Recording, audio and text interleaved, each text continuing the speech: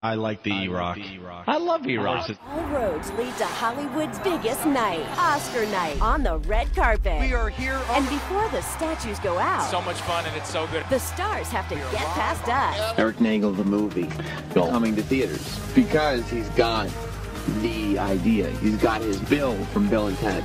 He compared it to the Jerry O'Connell series Slide. No, Eric didn't want to give the title of the movie away. Eric's original idea was that he would travel through the decades via time vortexes, like the Jerry O'Connell series Sliders. And he said that, like, he starts in 2013, right? Goes back to the 40s, but then travels through the 50s, 60s, 70s, 80s, and 2000s in under 90 minutes. He lives his life from the 40s in real time after that, like Benjamin Button in a Sliders portal. He lives in two places at once. Once he goes into the Sliders portal, he doesn't exist in 2013 anymore. Is he trying to get his hoagie back after he falls through the Sliders thing? He is overweight, the character. It sounds like a hit to me.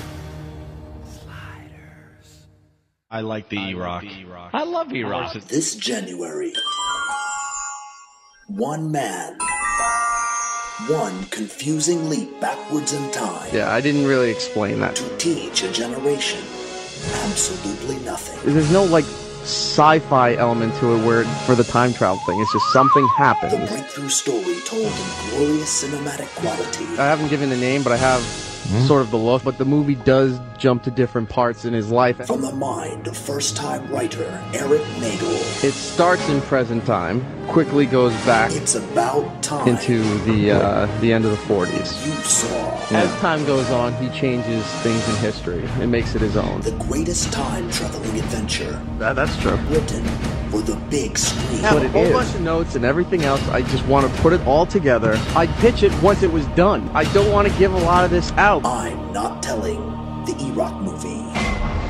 In cinemas 2014. I like the Erock. I love Erock. The stars have to get past us. We found out we have a budding film writer. Eric Nagel is writing a film. So there's this guy, he's 18, he goes back to the 40s, starts in present time. It ain't no time machine. The guy hits his head, and he's like, This guy goes back to in the 40s, and now he's got to live his whole life. Go from the 40s, and then see what he's doing in the 60s.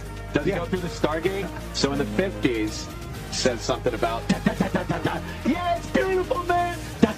So, all right, the guy's 18. He goes back in time. He starts affecting history in some way or another. Yeah. You're going to have this follow this guy from the 40s up to modern times. There's got to be something that happens through history. He goes back, he does some shit, and then he sees like what happened to his 18-year-old self because of what he did. This is Back to the Future and fucking Terminator and every other goddamn time travel movie.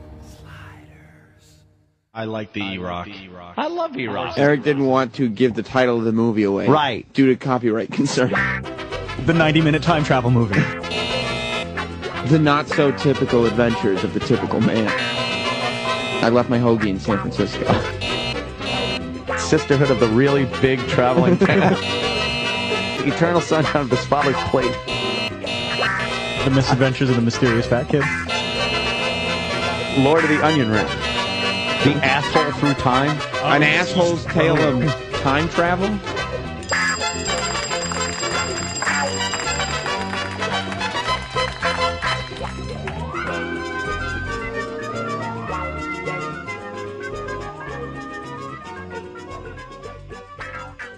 I like the Erock. I love Erock. The stars have to get past us. Here's how he got the script writing software. His wife got so tired of being married to this fucking Lego making lump. She brought home Final Draft and said, do something. Stop playing Legos. How do you expect me to get turned on by you? You're playing Legos. So it goes back to the 40s. He has a future machine.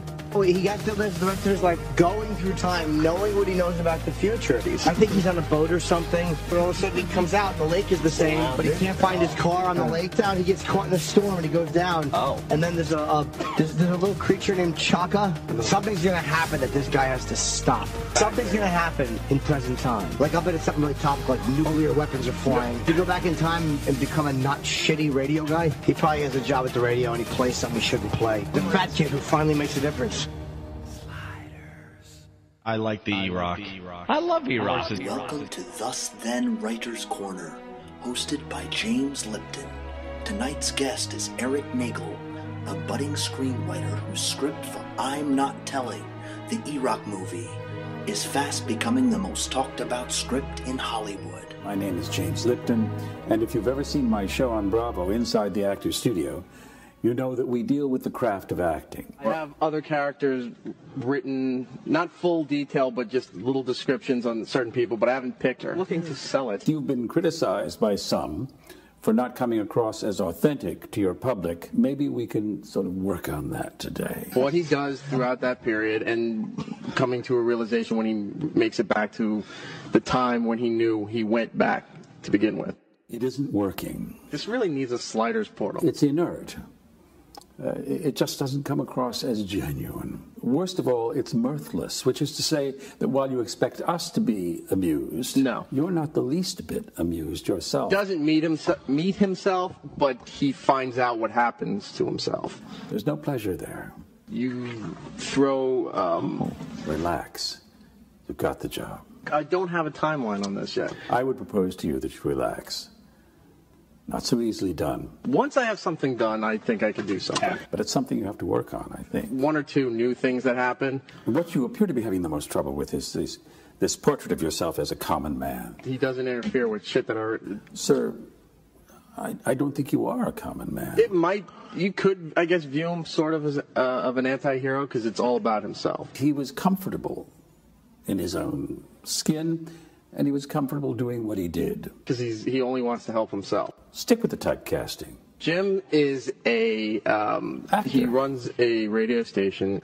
You're a very straight-laced, by-the-books kind of guy. Knowing what he knows, he's not there to help other people. My advice to you, sir, and you can reject it, of course, it's just advice, is that you don't try to go with what you haven't got. He knows certain things would happen. Go with what you've got and who you are. And he just watches it happen, doesn't do anything. It's not your best option. I think it's your only option. No. What is your favorite word? There's. What is your least favorite word? Sliders portal. What turns you on? Running out of buildings, exploding. What turns you off? Some big temper tantrums when certain things change beyond your control. What would you like to hear God say when you arrive at the pearly gates? Mind your business. It'll be done when it's done. I know that you haven't asked for this advice. Nope. And I'm probably being impertinent in offering it. Nope. But for whatever it's worth, I hope you might find a nugget or two in here. No. And if not, nope. I hope you'll forgive me. No. Godspeed.